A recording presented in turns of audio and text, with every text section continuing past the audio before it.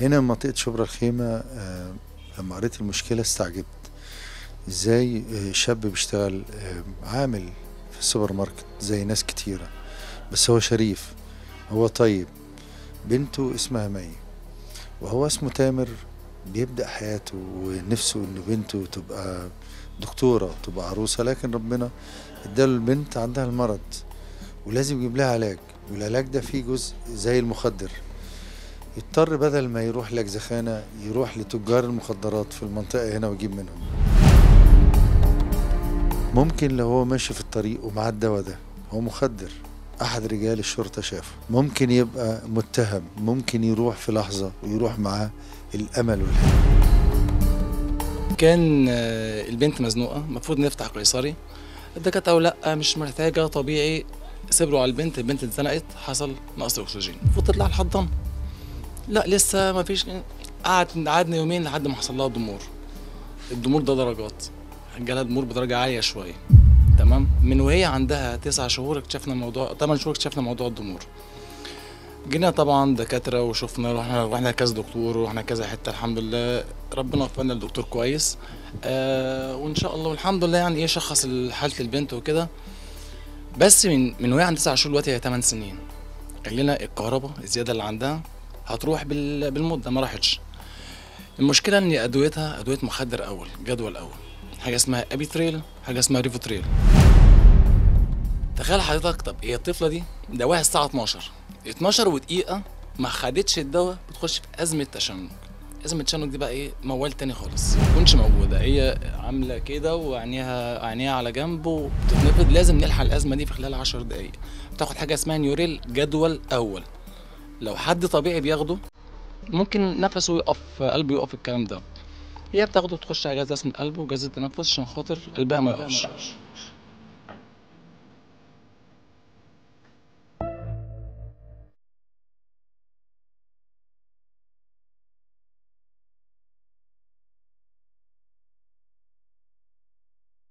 علبة البرشام ديت تمام ب10 جنيه، سوق سودا ب300 جنيه. خلي بالكوا اللي بيتكلم ده بيشتغل في محل سوبر ماركت، ده ما عندوش آلاف مؤلفة ولا عنده حاجة يسحب منها، ده موظف، ده راجل على قد حاله. يعني الدواء لو ب10 جنيه هيحل مشكلته، 50 جنيه هيعمل له مشكلة، 300 جنيه مشكلة كبيرة. درجة حرارتها ما ينفعش تعدي 36 ونص، 37، 38 ده كارثة. 39 اجري بقى على أي مستشفى في انتظار الأزمة. اللي مقعدها كده، اللي مقعد مي اللي هي لسه واخدة الدواء حالا، فالدواء بتاخده بتنام، هو ده اللي مقعدها، لكن هي عندها فرط حركة جامد.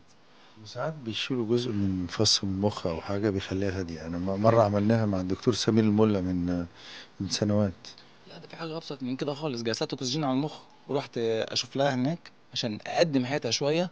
قال الجلسة 150 جنيه، هتحتاج جلسة كل يوم لمدة سنة، ودورك 2025. مسكت قبل كده وبعدين مفيش. رحت للظابط، وريته الروشته والتقرير بتاع البنت، وريت صوره البنت. قلت له انا بنتي كذا كذا كذا كذا. قال لي طب هتجيب لها دواء من هنا؟ قلت له حضرتك قول لي على صيدليه اجيب بثمنه وانا هجيب. اجيب اغلى 50 جنيه. استنى يا حبيبتي، اجيب اغلى 50 جنيه وانا اجيب. وكان محترم جدا الله يرحمه، كان مقدم مصطفى لطفي. والله لو بتاع شغل خير. ايوه الله يرحمه، الله يا يرحمه سبحان بجد، الله. كان حد محترم جدا، ربنا يرحمه وان شاء الله برحمته. اللي عنده بنت زي دي يعمل ايه؟ اللي عاوز أدوية زي دي يعمل ايه؟ هل أنا عامله كمدمن؟ هل أنا عامله كتاجر مخدرات؟ ولا راجل على باب الله يعني بيشتغل ومحتاج إنه يجيب دواء لبنته؟ ده مشكلة وزارة الصحة. ده يتعمل لجنة خاصة إنه الحالات اللي زي دي تتشاف مرة واحدة بس كل سنة، ويتعمل لها الكمية اللي تاخدها كل شهر، يروح الأب يستلمها. أنت مرتبك كام أو بتاخد دخلك كام؟ انا مرتبي 1300، بتخصم منهم 300 جنيه، بيصفي لي 900 جنيه، 1000 جنيه بكتير قوي في الشهر. انا ربنا رزقني بحد دكتور محترم بيجيب لي جزء من الدواء. اسمه إيه؟ اسمه دكتور اكرم. أنا بشكر الدكتور أكرم. تمام. وساعات بشوف على الفيسبوك كده بعض الصيدليات بتعمل مواقف إنسانية، بعض الأطباء بيعملوا مواقف حلوة. الدنيا حلوة، الدنيا بخير. تامر الشاب المصري اللي بدأ حياته كل أمل يبقى عنده بنت أو بنتين، مع الوقت هو يستند إليهم لكن هم مستندين إليه. تامر اللي بيقول للدولة إنه في بعض الحالات الخاصة جدا إذا كنا بنمنع الأدوية دي، إحنا مش عاوزين الأدوية دي تتسرب تروح لشبابنا تدمرهم، لا عاوزينها تروح للعلاج فقط. العلبة ب 10 جنيه لازم تروح له ب 10 جنيه أو مجانا. تامر واللي زيه آلاف. أنا عارف اللي إحنا بنحلم، حلمنا مش بعيد، مش كبير، ده حاجة صغيرة. تامر تليفونه بيظهر، كل الحالات اللي زي تامر عندهم ولاد ابعتوا لنا على الصفحة بتاعتنا، برضو الصفحة بتظهر دلوقتي عشان نحاول نساعدكم. ولكل مسؤول في بلدي وكل واحد قادر في بلدي، ما نسيبش هذه الأسر الشريفة إنها تقع أو تقول إحنا عملنا إيه عشان يحصل لنا كده. دول الصابرين، دول أهل بلدي اللي وقفوا معانا واللي هنقف معاهم واللي هنكمل بيهم للأمام. للأمام من شبرا الخيمة مع تامر الشاب المصري. كنت عاوز اجيب لها هديه، ما عرفتش اجيب لها ايه. ربنا يعزك يا فندم، ده هديتنا اللي حضرتك.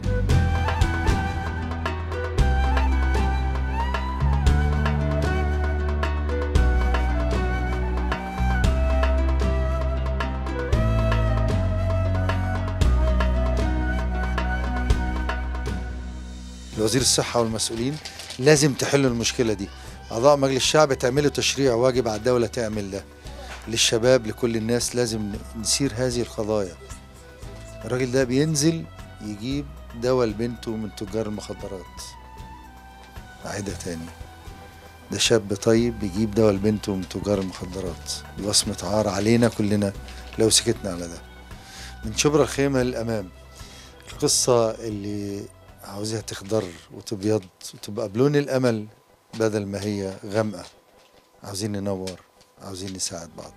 أكمل معاك في وسط الزحمة، في وسط البرامج، في وسط المسلسلات. مش هننسى الناس اللي فوق دماغنا من فوق، أبناء أبطال وشهداء مصر، الجيش، الشرطة، من الشعب.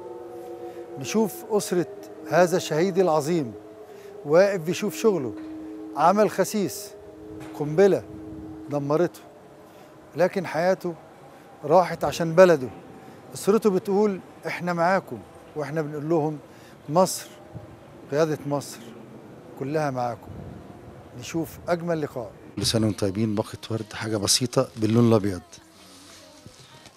وعاوزك تقدميه للأسرة. بس طبعا أنا عارف شهد دي يعني أشهر طفلة في مصر يعني. الحمد لله، وكل سنة وحضرتك طيب، ومتشكرين إن حضرتك بتفكر الشعب بالشهداء وإن هم دفعوا حياتهم تمن للبلد، والحمد لله.